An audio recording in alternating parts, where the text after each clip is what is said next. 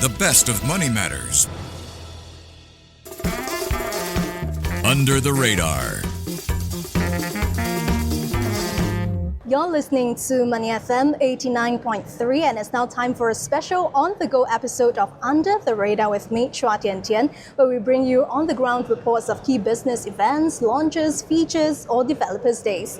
Now, energy, trade, technology, and the green transition. The biggest questions in the oil and gas world converge this week at the 41st Annual Asia Pacific Petroleum Conference, or APPEC, right here in Singapore.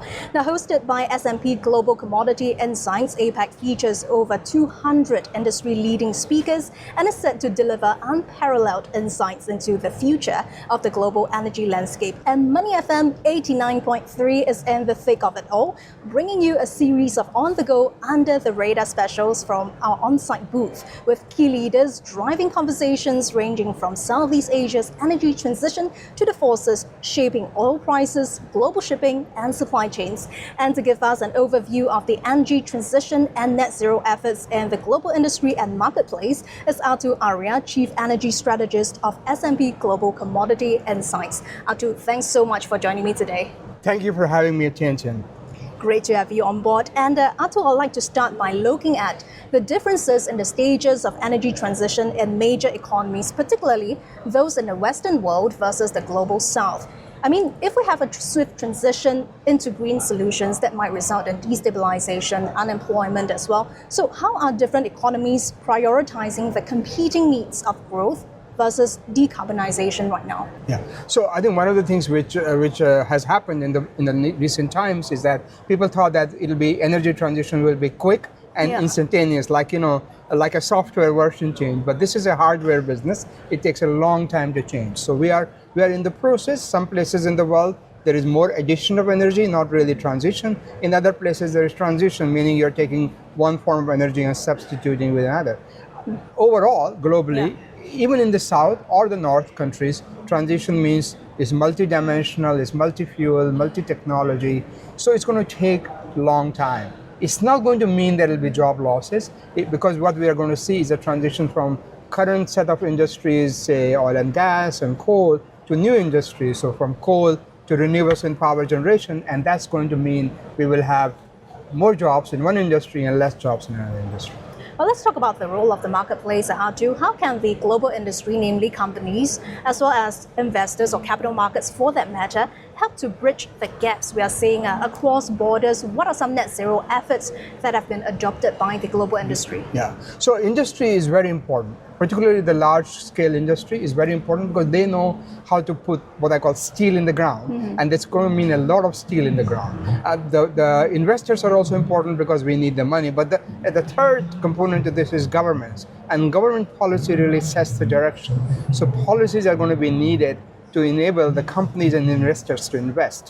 Where we are seeing investment, we are seeing a lot of investment in renewables, we are seeing investment in battery technologies, in EVs, and the companies are saying, do we want to invest in molecules or do we want to invest in electrons? And that's the difference how people are thinking about it. But we are seeing investors around the world, from large to small companies, and particularly the large oil and gas companies, the national oil companies and the international oil companies, many represented at APPEC. They're all investing depending upon their strategy and where their focus is across the portfolio in many technologies. Okay. Now, climate action, that can be very costly. So if we go by a recent estimate, the global investment requirement for climate action stands at 6.3 to 6.7 trillion US dollars per year by 2030. Yes. Who is going to foot the bill, and how far can governments and companies come up with solutions that advance sustainability but yet be supportive of economic growth? Yeah, so ultimately, as with everything, we, all the consumers of energy, are going to have to bear the cost, right? There is no magic money coming in for that. But there are some benefits. So we shouldn't be thinking about these investments just as cost. There are benefits. So for example, there are benefits in local air quality. There are benefits to moving from cooking with wood or charcoal to LPG, because that improves the lives of the women who are collecting the wood, and so on. So there are benefits. There are benefits related to climate impact on floods and fires and all that. So I think we are going to think about this more as benefits and costs. We're going to need investments from private sector and from governments. There'll be a combination of that. And there is really no shortage of money to invest. The question is, can the investors get good return on their investment? And for that, what has been missing is been stable policies. I think we need policies which are stable, because companies are investing for long term, 20, 30, 40 years. They want to be sure that they can get their returns for that period of time. The governments change in 4, 5, 6 years. So that is the challenge.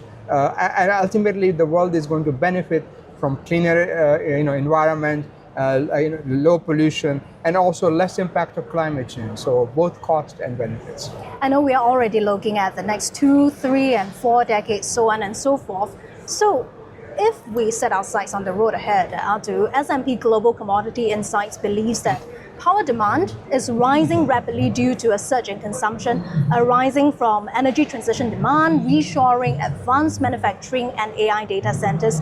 But that being said, oil demand in particular may level out within the next decade depending on factors like the rate of EV uptake. So what will the energy mix look like by the end of the decade? Is this going to be an overall plus for the environment? Where will nuclear power come in? Yeah, so we in S&P Global, we think about the future in scenarios. We have different scenarios depending upon what happens to the economics and geopolitics.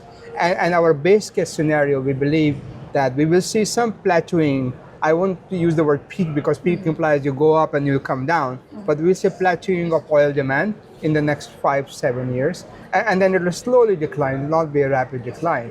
The change in energy mix overall is very slow. It went from 81% hydrocarbons, oil, gas, and coal to around 80% in the last 30 years. So we are going to see because it's huge volumes, small changes. But we are going to see a lot more renewables.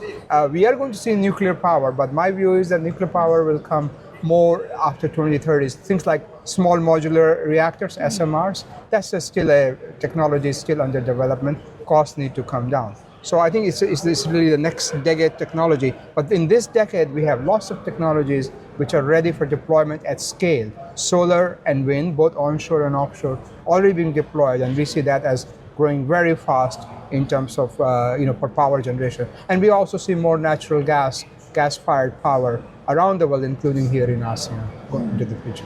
I see lots to watch indeed. That's Thanks right. so much for joining us on site. Thanks, Atul. That was Atul Arya, Chief Energy Strategist of S&P Global Commodity Insights. And that was an on-the-go special of Under the Radar with me, Chua Tian Tian, signing off from APPEC by S&P Global Commodity Insights, held at Raffles City Convention Center this week. Before acting on the information on Money FM, please consider if it's suitable for your own investment objectives, financial situation, and risk tolerance. To listen to more great interviews, download our podcasts at audio.sg or download the audio app. That's AWEDIO, audio at the App Store and Google Play.